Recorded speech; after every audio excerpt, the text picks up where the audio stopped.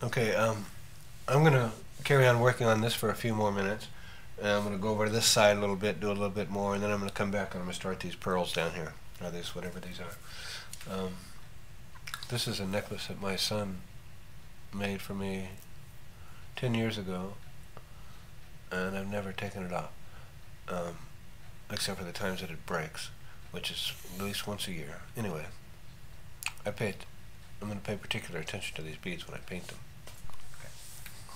Okay, as you can see, I've gone through a little bit here. I started doing some hair, just building up to. I'm going to go down here and I'm going to do some of these pearls. Let me just put in a few more highlights for you here, and on this hair, so you can see how this is going to work. I put some dark, I put some medium lines, and now I'm doing some highlights. None of these things are absolute. Like I say, one of the things that I'll do probably if I find that I'm having too much trouble keeping my hair in one position, I'll take a little snapshot of it, and I'll have it that I like, and then when it comes time to paint it, I'll just move my hair in the position of the snapshot and do it that way. Do you want me to move in real close? What? Do you want me to move in close? Oh, you can if you know a little bit.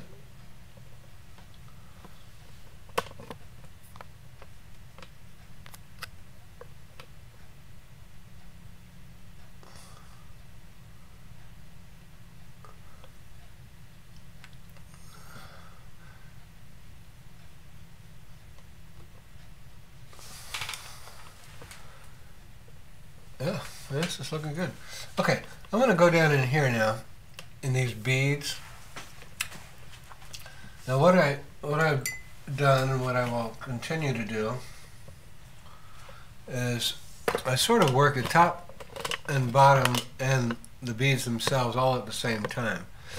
There's a very strong shadow, almost, well, very strong shadow above these beads where the wrinkle of my skin meets the beads, so I put that in. I'm going to try it over here. And then I will, what are you doing here? Just trying to get close. But it's not on. And then right above that I will lighten the skin tones which makes the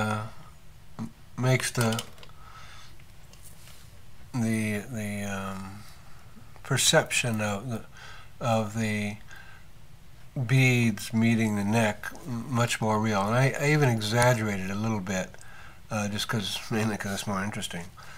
Okay. Now, when you're doing the beads, I've drawn the beads on here previously just to try and make sure that they're fairly accurate in their shape. And it's important that they be pretty right. In the middle of the blue beads, there's a little black bead. So I have to make sure that I define that little black bead. And you know, as you're looking at whatever decoration you have on you that you're painting, notice its perspective and how, for example, these beads, as they wrap around my neck, right in the middle here, I can see very clearly the black beads. But as it disappears around my neck, they, in perspective, you lose that. So those are important things to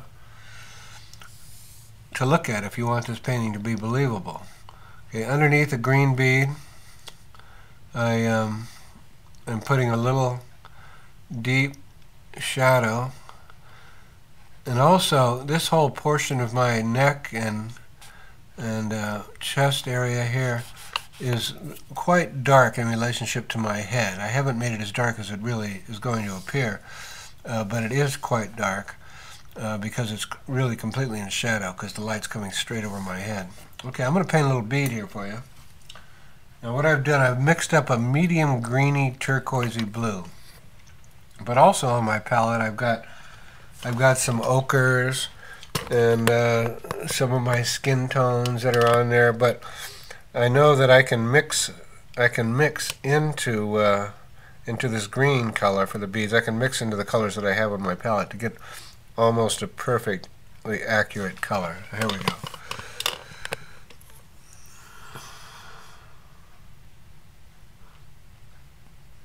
First I put on a base, sort of a middle green. I'll do a couple of them here. You have to move that back a little bit. As I'm painting these, I'm trying to make sure that they're all pretty close to the same size, or exactly the same size. I'll do another one here. Now I'm just putting on a middle color. In a second here, I'm going to go to the outside of the bead, put a little darker color. Here I'm going to pick up a little burnt umber, and I'm going to do the outside of the bead where I see that it's in shadow.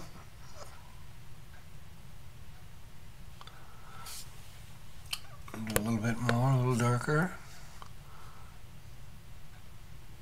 I'm sort of outlining the top, especially the top, because it's darker on the top of the bead than it is on the bottom. You see, I'm just taking this dark color and I'm going on the top.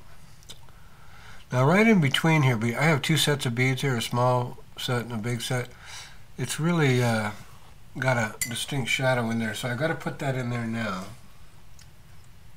So I'm going to my deepest skin tone dark and going behind the bead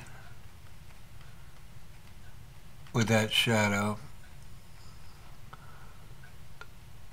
Obviously those are the things this is the kind of thing here that makes something believable, real, that it's actually sitting on my skin. If you can put the highlights and the shadows where they really belong.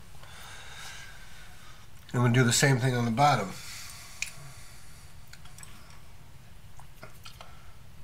Not quite as dark as the one I just had, but pretty dark underneath the beads.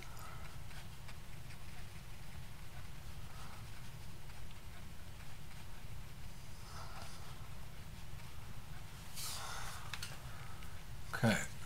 Now you see, up close here, they don't look real. They're not perfect. Their edges are a little bit soft, but I'm doing that intentionally. I don't need and I don't want a real sharp edge on these things. Okay, now after you've done that, you got to look at your beads again.